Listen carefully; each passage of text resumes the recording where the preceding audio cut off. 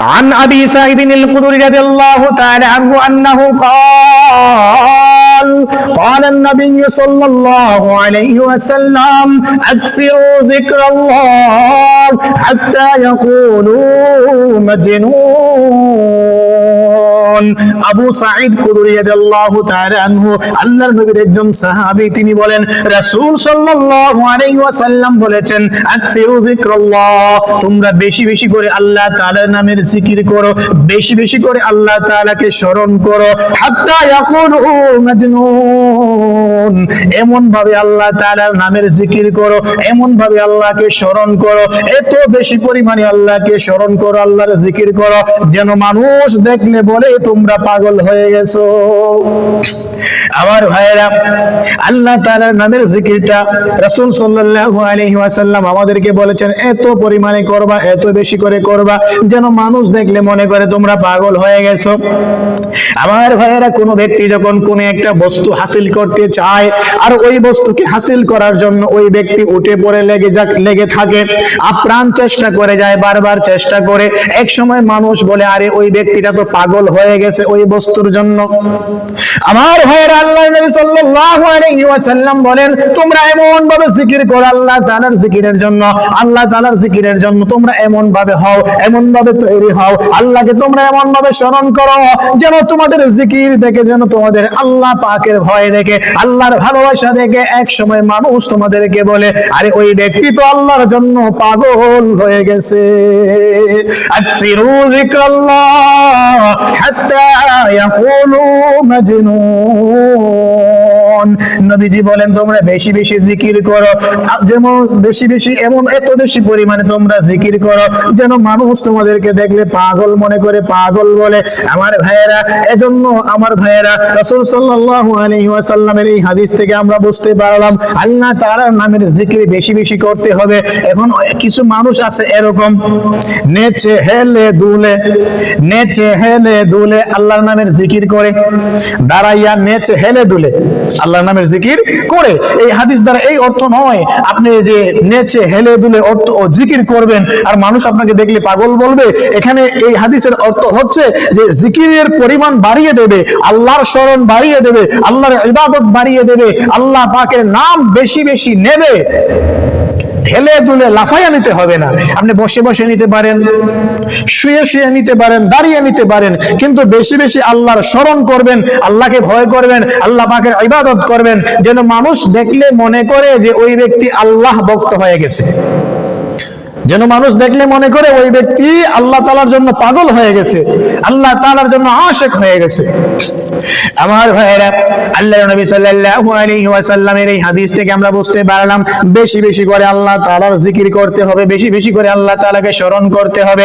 আবু সাঈদ খুদরী রাদিয়াল্লাহু তাআলা আনহু থেকে বর্ণিত এই হাদিস থেকে আমরা বুঝতে পারলাম আল্লাহর নামের জিকির এত বেশি পরিমাণে করব যেন মানুষ আমাদেরকে দেখলে মনে করে আমরা আল্লাহ তাআলার আশিক হয়ে গেছি। আমার ভাইয়েরা, আমরা দুনিয়ার কাজের জন্য মানুষ আমাদেরকে পাগল বললেও আমরা সেই কাজ ছাড়ি না। দুনিয়ার বস্তু হাসিলের জন্য মানুষের পাগল শব্দটাও আমরা মেনে নিতে পারি, তাহলে আল্লাহ তাআলার জন্য আমরা পাগল হয়ে কেন পারবো না? আল্লাহ তাআলাকে ভালোবেসে কেন আমরা পাগল শব্দটা মেনে নিতে পারবো না? অবশ্যই পারবো। যাদের ভিতরে আল্লাহ তাআলার ভয় আছে, আল্লাহর ভালোবাসা আছে, ওই ব্যক্তিরা কখনো আল্লাহ তাআলাকে স্মরণ করতে গিয়ে কোনো ব্যক্তি তাকে গালি দেবে, কটু কথা বলবে, সে রাগ করবে না, সে গুসা করবে না, আল্লাহর নাম নেওয়া থেকে, জিকির নেওয়া থেকে বিরত থাকবে না। আমার ভাইয়েরা, তাহলে আমরা বুঝতে পারলাম রাসূল সাল্লাল্লাহু আলাইহি ওয়াসাল্লামের এই হাদিস থেকে আমরা বেশি বেশি করে জিকির করব। আমি আপনাদের সামনে যে হাদিসটা বলেছি, এই হাদিসটা আছে আত-তারগীব ওয়াত তারহিব কিতাবের মধ্যে। ইমাম আহমদ ইবনে হাম্বল রাহমাতুল্লাহি আলাইহি রচিত মুসনাদে আহমদের মধ্যে এই হাদিসটা আছে, সহিহ ইবনে হিব্বানের মধ্যে এই হাদিসটা আছে, আল মুস্তাদরাক লিল হাকিমের মধ্যে এই হাদিসটা আছে। চারটা কিতাবের নাম বললাম, এই হাদিসটা ওই চারটা কিতাবের মধ্যে আছে, আর অন্যান্য কিতাবেও আছে। তো আমার ভাইয়েরা, জিকির মানুষের জন্য এমন একটা জিনিস, রাসূল সাল্লাল্লাহু আলাইহি ওয়াসাল্লাম আরেকটা হাদিসের মধ্যে বলেন, আমার সাহাবায়ে কেরাম যখন কোন বস্তুর মধ্যে ময়লা তৈরি হয়, যখন লোহার মধ্যে জং ধরে ওই লোহার ময়লা অথবা কোনো বস্তুর ময়লা পরিষ্কার যদি করতে চাও তাহলে সাবানের প্রয়োজন হবে, পাউডারের প্রয়োজন হবে।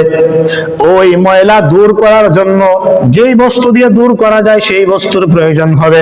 আল্লাহর নবী তার সাহাবায়ে কেরামদেরকে বলতেছেন, আমার প্রাণের সাহাবায়ে কেরাম, মানুষের দিলের ভিতরে গুনাহ করার কারণে ময়লা তৈরি হয়, জং ধরে যায়। দুনিয়ার বস্তুতে জং ধরলে সাবান দিয়ে পরিষ্কার করলে পরিষ্কার হয়ে যাবে, পাউডার দিয়ে পরিষ্কার করলে পরিষ্কার হয়ে যাবে, কিন্তু দিলের ভিতরে যে ময়লা তৈরি হয় ওই ময়লাটা সাবান দিয়ে পরিষ্কার করা যাবে না, হ্যান্ড ওয়াশ দিয়ে পরিষ্কার করা যাবে না, পাউডার দিয়ে পরিষ্কার করা যাবে না। আমার ভাইয়েরা, নবী করিম সাল্লাল্লাহু আলাইহি ওয়াসাল্লাম সাহাবায়ে কেরামদেরকে বলতেছেন, আমার সাহাবাইরে, তোমরা যদি দিলের ময়লাটাকে পরিষ্কার করতে চাও, দিলের ময়লাটাকে দূর করতে চাও, দিলটাকে যদি পরিষ্কার করতে চাও, তাহলে আমি রাসূল তোমাদেরকে শিখিয়ে দিচ্ছি, বেশি বেশি করে জিকির পড়বা, আল্লাহর নামের জিকির করবা, আল্লাহ তাআলাকে স্মরণ করবা, আল্লাহ তাআলার ইবাদত করবা। আল্লাহ তাআলার স্মরণ, আল্লাহ তাআলার জিকির তোমাদের দিলের ময়লাকে পরিষ্কার করে দেবে। লা ইলাহা ইল্লাল্লাহ, লা ইলাহা ইল্লাল্লাহ, লা ইলাহা ইল্লাল্লাহ, লা ইলাহা ইল্লাল্লাহ, লা ইলাহা ইল্লাল্লাহ, লা ইলাহা ইল্লাল্লাহ। আল্লাহু আল্লাহ, আল্লাহু আল্লাহ, আল্লাহু আল্লাহ, আল্লাহু আল্লাহ, আল্লাহু আল্লাহ, আল্লাহু আল্লাহ, আল্লাহু আল্লাহ, আল্লাহু আল্লাহ। আমার ভাইয়েরা, যখন আল্লাহ তাআলার নামের জিকির আপনি শুরু করবেন, এত মজা লাগবে, এত মজা পাবে, ছাড়তে মন চাবে না। আমি আমার কথা বলি, যখন আল্লাহ আল্লাহ লা ইলাহা ইল্লাল্লাহ এই শব্দগুলোর জিকির আমি করি, এত বেশি ভালো লাগে, আমার ছাড়তে মন চায় না। আমার ভাইয়েরা, জন্য আসুন নবী করিম সাল্লাল্লাহু আলাইহি ওয়াসাল্লামের হাদিসের উপরে আমরা আমল করি। রাসূল বলেছেন, বেশি বেশি করে জিকির করো, আল্লাহ তাআলার নামের জিকির করো, ওই জিকিরের মাধ্যমে তোমাদের দিলটা পরিষ্কার হয়ে যাবে।